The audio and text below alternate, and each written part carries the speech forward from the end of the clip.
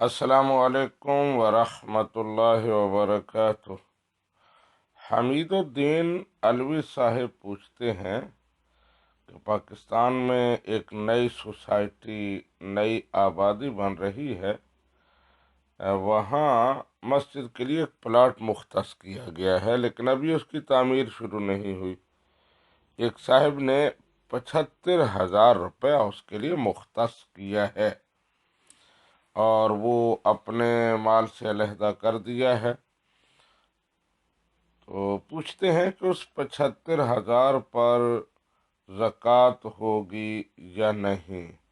جب تک تعمیر شروع نہیں ہوتی، اگر اس پر سال گزر جائے تو اس پر زکوٰۃ ہوگی یا نہیں؟ جی حمید الدین علوی صاحب، جو صورتحال آپ نے بتائی ہے، اس سے میں جو کچھ سمجھا ہوں وہ یہی ہے کہ اس بندے نے نیت کی ہے 75,000 مسجد کو دینے کی، مسجد کی تعمیر میں خرچ کرنے کی، اور وہ 75,000 روپیہ ابھی اس کے اپنے پاس ہے، اس کی ملکیت میں ہے، وہ مسجد کے اکاؤنٹ میں نہیں گیا، یا مسجد کی تعمیر کی ذمہ دار کوئی کمیٹی اس کو ہینڈ اوور نہیں کیا گیا۔ تو کیونکہ وہ رقم اس آدمی کے پاس ہے، وہ اس کا مالک ہے، اسی کے قبضے میں ہے، لہذا اس پر زکوٰۃ ہوگی۔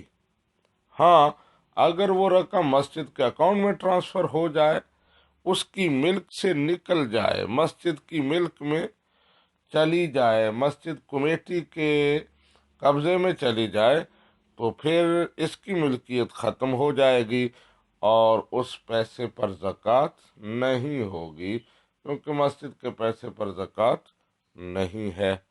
ھذا ما فہمت واللہ ورسولہ اعلم بالصواب۔